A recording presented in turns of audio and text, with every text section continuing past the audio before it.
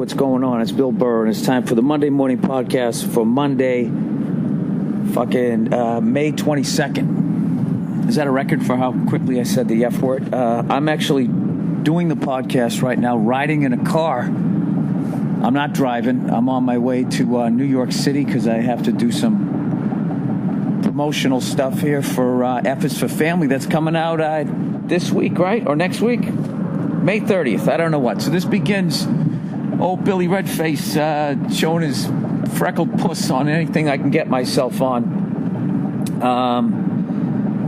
So whatever. I'm driving to New York, and you know something? There's all this fucking traffic, and I got to take a early flight tomorrow back to LA. I don't have time, and my wife just sent me this whole thing on what successful people do, and they fucking...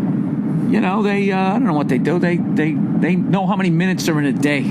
Evidently, there's 1,440 minutes in a day, and they use theirs wisely, and they delegate, right? They delegate shit. Like, I don't want to do that. You know how to do that, right? All right, I'll pay you to do that. A small portion of what the fuck I'm making. I got to get better at that. In order to delegate, though, what you have to be is you have to be social.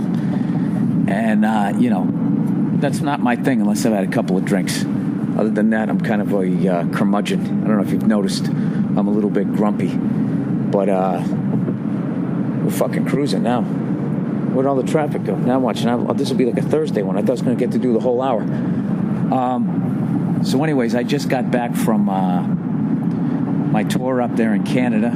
Worked with Nate Craig, who murdered it. If you don't believe me, ask anybody who was in Winnipeg, Saskatoon, and Regina. And first of all, I'm very proud that Nate and I did two shows in Regina, and neither one of us went with the easy joke. Nobody did the stupid, it rhymes with fun. Nobody's like, Regina, vagina, what's up with that? I thought there was going to be a giant twat here, sinkhole / thing. We kind of left it alone. And I don't know, we had a great time. Let's just back it up here, okay? We start off in Winnipeg. I told the people of Winnipeg that I wasn't going to tell people this, but I just think they're so off the beaten path. It's fine. The cuisine in Winnipeg is fucking insane. All right? Jesus, what was the name of that place? I didn't have time to go this time. I ordered from this place, the Peasant something or other. Where's my little list of places to go? Scrolling down to Winnipeg. Hey, I thought there was going to be a bunch of traffic. Oh, he's just blocking me up, the driver here. All right, Peasant Kitchen. Get the tourtière if you're ever there. Tortiere. It's French pork pie. And then we went to the Tallest Poppy for breakfast the next day.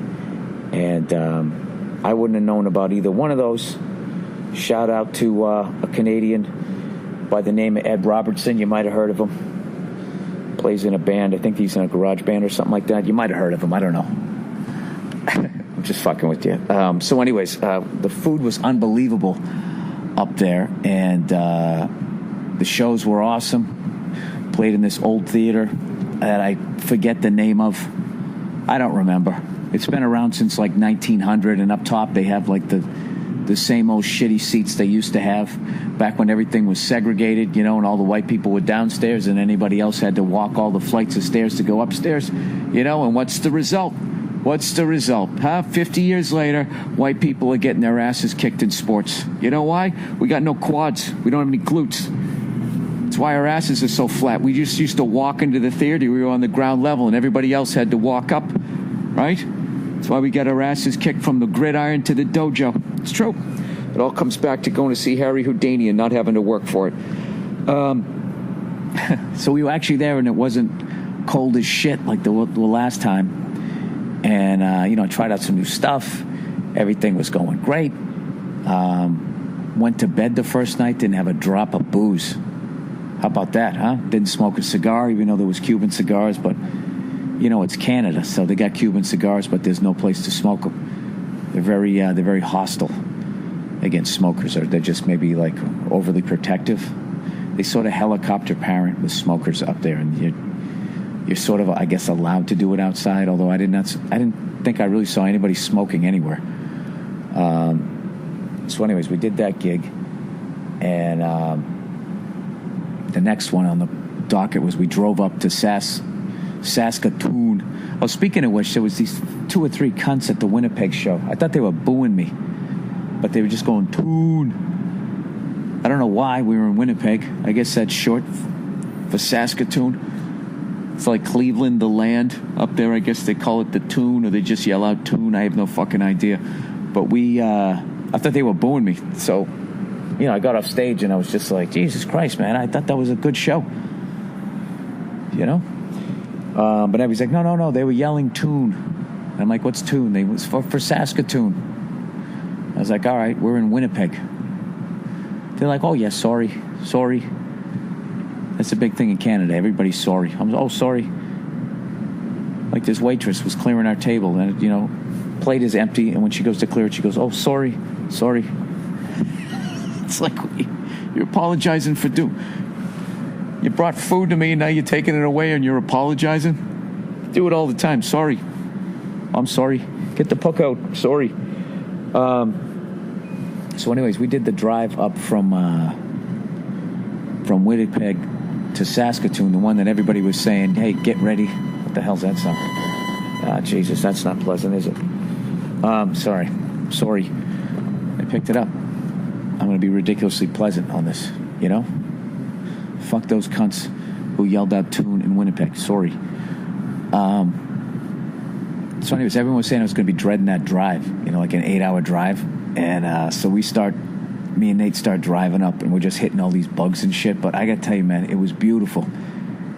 And both loved the drive. We live in L.A. We're just smashed in with a zillion other people. It's nice to get out there. What a beautiful country Canada is. Good Lord. All these farmhouses, all of this land. It was beautiful. And all I just kept thinking was, I would love to fly a helicopter out here. Because if you had a problem, you could land it anywhere. As opposed to when I'm in L.A., I'm looking for fucking soccer fields and playgrounds and hoping there's not kids there if I ever had a problem. And just up there was just wide open spaces. And it wasn't that bad a drive. We did it in like 7 hours. We took the 1-lane highway instead of the 2-lane highway, so we had a lot of fun, like peeking around trucks and shit, trying to pass them. A lot of farmers, like, driving these giant tractors down the fucking street, I don't know. I got a bunch of pictures of shit that I saw. Every mile, there was a barn that looked like it was going to fall down, and there'd be some guy who just had, like, a zillion fucking cars or tires or something all piled up in his yard. It was really, it's pretty interesting. And I was just thinking those guys from Gas Monkey, if they ever pull all the fucking cars out of barns down in the States, they could just go up to Manitoba and Saskatchewan. They'd find, I saw a number. I saw a 65, I'm driving like 70 miles an hour too, and I still saw it. So a 65 Ford Galaxy, I don't know if it was the 500. Might have been, no, I think it was a 64 actually, 64. I know, I sound like the fucking Rain Man right now. So anyways, and then we get up to fucking Saskatoon, and we only had one show that night, so of course I went out and got absolutely fucking hammered at this bar. A lot of tattoos up in Saskatoon. A lot of tattoos, sorry. But it was a beautiful town. It had this amazing park, and which I forget the fucking name of. And I got up the next day because I from all those years of having a paper route, like I can only sleep for so fucking long. I just sort of naturally wake up. So even though I didn't get to bed till like 2 a.m, I still woke up at like 8:30, and I was staying at their fucking Red Rum hotel there. It's this beautiful old hotel that looks like you could have shot The Shining in there, and it's right next to this long park. And I just was watching. It's got this little mini waterfall. I watched these pelicans trying to fish. I saw some geese with some baby geese walking around. It was crazy. After all these years of living in New York and LA, I was just sitting there geeking out, and there was some old lady standing there looking at the goose, and the goose is like putting its fucking head down looking at her, and I'm thinking that's like an aggressive posture. So I walked away, but I was also looking, sort of laughing, like thinking that goose was going to fuck the old lady up, and then thinking like, what would I do? because that would be bad. I mean, I can't walk away from the old lady, but I also don't want to slap the shit out of this goose in front of all of its children. So sort of a tense little moment there out in nature, and fortunately cooler heads prevailed, and everybody went their separate ways. But I don't think the old lady knew how close she came, you know? She had a big grin on her face as the thing was like ducking down low, so she's kind of ducking down, like imitating it. You know, like she's looking at a gorilla and she's pounding her chest, and I thought for half a second like I was going to see some, like, you know, some fucking old lady bird MMA action, you know? But you know what? She's so fucking old, I bet she knows how to kill a goose. She probably went out in the backyard, and I do that shit. They just walk up and they grab it by the neck, and then they do the spin move, and then they just hold on to the neck so the body spins, and it just breaks the fucking thing's neck. She looked like she was old enough that she actually lived during those times. You know, back when you earned your meal. You know? Like you knew the name of the thing that you killed. It was like a pet. Right? You had weird dreams that probably slipped into your fucking sexuality somehow. You're like dressing up like a bird when you fuck or something like that. There's some weird thing when anytime you get abused, you know, violence, sexually, I don't know what it is. It ends up making you some weirdo in the wreck. So anyways, I end up doing so I walked up and I went over that river there, whatever the fuck it is, like walking along these train tracks. And I got to be honest with you, I was a little nervous about that because it was this old kind of wooden bridge. And I was just thinking, every time someone would walk by me, you know, I always kind of made eye contact and like braced myself because I just was nervous that someone was just going to grab my legs and throw me over. I remember seeing a movie a long time ago where this guy did that. He was a psycho, and he went hiking with these people, and they didn't realize he was a psycho. I think he had already killed people, and then he went up there and he went to like take a picture of this woman, this couple or something. He pushed both of them off the fucking cliff. And it was so eerily done that I'm like, this has to be based on a true story, because usually that's not good enough for Hollywood. There has to be some dramatic way they kill you rather than just some creepy real way. So I was walking across that beautiful nature and everything, and then I was just, you know, worried someone was going to just, I don't know, just grab me by my ankles and toss me right over before I realized what was going on, you know. Typical shithead. I'd be so busy trying to save my cell phone, I wouldn't even think about myself before I went over. But I think I could have landed it, though, you know. I don't think I was that high up. I don't know, what does that say about me? That I'm going through nature and I'm thinking birds are going to attack old ladies or somebody's going to throw me off a bridge. Maybe I'm just overly conscious because I know the fucking driver's listening here. Anyways, plowing ahead here. Then we did the drive down to Regina. I don't know. I don't really have any. We went to some fucking bar. Well, I don't even know where the hell I was drinking. It's the same place I had lunch, and I fucking went into when I was in Saskatoon. It's right out front from the Red Rum Inn that I was staying at. And oh my God, that place was a shit show. And this is fucking hilarious. We walked into the bar, and the guy goes, "Can I see your driver's license?" I go, "Yeah." And then he goes to scan the thing, and I like blocked it with my hand. I go, "Dude, don't scan my ID." Well, you don't go, "Oh, you know, it's just for us." Blah blah blah. What the fuck? I mean, fuck out of here. He scanned Nate's though. It's just like, hey, like, just the liberties that people take with your ID. I don't let go of my ID anymore. Let me see your ID, and I hold on to it when they go to take it. I go, just read it. I don't give people my ID. You can look at it, you can read it. You know, when I check into hotels, they always go to grab it from me, and I hold on to it. And they're like, "Oh, sorry, can I see it?" I go, "I don't want you to type any information into your, you know." "Oh, we just do that so the next time you stay." No, you don't. You take it, and then you sell it. And then someone else gets it, and then all my fucking shit's out there. And next thing you know, I don't know what. Somebody defaults on a house in fucking Regina, and the banks are coming after me. I don't know what. I just know it's not a good thing. So we went in there. Oh my God, those people were fucking partying. It was some sort of holiday weekend up there. I don't know what it was for, but a lot of tattoos, a lot of sleeves, a lot of fucking tattoos, and I just kept drinking, and I vaguely remember them bringing a hockey stick over. It was a Sherwood that blew my mind because I had not seen one of those since I was a kid. You know, and you did shots out of it. And I don't really remember much after that. I just remember I walked out by myself. I do remember that, I think. Yeah, so then the next day I woke up and I did the whole stupid walk. And when I was done with the walk, there was this little double-decker bus. And I was starving. I didn't know where there was a good breakfast place. And I just said, fuck it. And I walked up to the double-decker bus that they turn into this fucking little restaurant thing. And I had a hot dog for breakfast and followed it up with a mint chocolate chip ice cream cone. And I sat alone on a fucking park bench eating an ice cream cone in Saskatoon, Saskatchewan. Hungover as shit and just laughing at myself.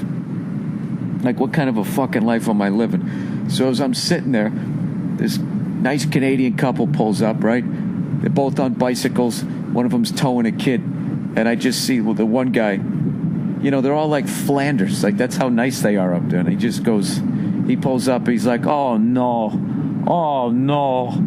And I'm like, what's he looking at? And I turned around and I looked back at the little bus thing that had the hot dogs and the ice cream. And like 40 children just showed up, brought up by like the teachers or something. It's like they were going to be out of ice cream and hot dogs by the time these people ordered. It was fucking hilarious. I beat the rush just by like 30 seconds. But like they were just, oh, geez. Well, I guess we got here at the wrong time. No, sorry, it's okay. It's okay. You eat everything. I don't need nourishment. They were like even apologetic like that. It was so... I always forget how loud and obnoxious I am and my fellow Americans are until I go to like other countries. Like I don't want to be the guy shitting on Americans because I was up there and Nate just kept talking about how nice the people were up there, and I was like, dude, fuck these people. They riot when they lose,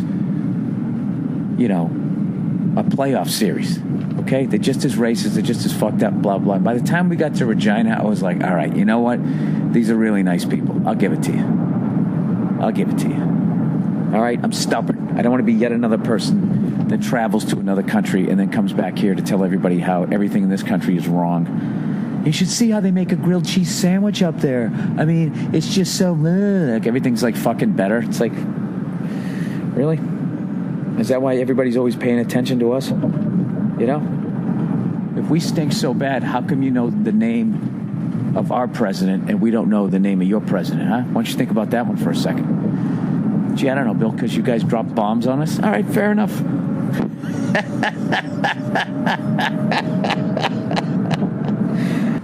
So we just drove by. Us and was driving like 30 miles an hour with the sunroof open with their cell phone out the top videotaping. I guess I'm podcasting, but I'm not driving, right? Oh, do you want to film it? Oh, I'm sorry. It's okay. Sorry. I'll edit it for you. I won't charge you anything. I'm Canadian. How funny is it that they're that nice and then you get them out on the ice? That's when it all comes out, right? Fucking cross-check you to the neck. All of a sudden, Flanders gets his glasses off, puts on a different kind of sweater, and you better keep your fucking head up. That's Canada, right? Can somebody please do a drawing of fucking Flanders as a goon? For the fucking, I don't know, the Thunder Bay Llamas, whatever the name of your teams are up there in the fucking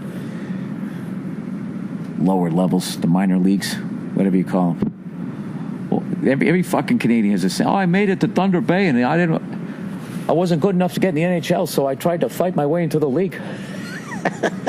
I know I'm doing a bad Canadian accent. I apologize. I don't know. Okay, now if this guy's driving like a fucking maniac, I think he's sick of my podcast here. How far away are we? Another 5 minutes, sir. Another 5 minutes. Yes, you know they're freaking out, man. Oh, I'm sure. Where the fuck is he? Right? We're going to a hotel first, right? Yeah, I look like I just came from Saskatchewan. They're gonna take pictures, so I can't be looking like that. I gotta look like I at least bathe today. Oh, dude, I had a fucking 6:30 a.m. flight today. Oh, nothing puts me in a goddamn mood. My show didn't get done till 12, and of course I had to go out and have a couple of pops to celebrate the end of the tour. I want to thank everybody who came out in Winnipeg everybody that came out in Saskatoon. Sorry about the popping on the P's here. And everybody that came out, Regina. I had a great time. I'm definitely, those 3 cities are now part of my tours. Now I feel I can go right across the whole southern part. So I was telling people, next thing I'm going to do is I'm going to do Alaska, over to Yellowknife, and some other ones. Jesus Christ. Fucking 9-foot lady with no clothes on. You see that? She had her ass hanging out of the bottom of her fucking dress. Looks like a sand trap. So many fucking divots in it. Sorry. I'm sorry. Not that I have many prizes.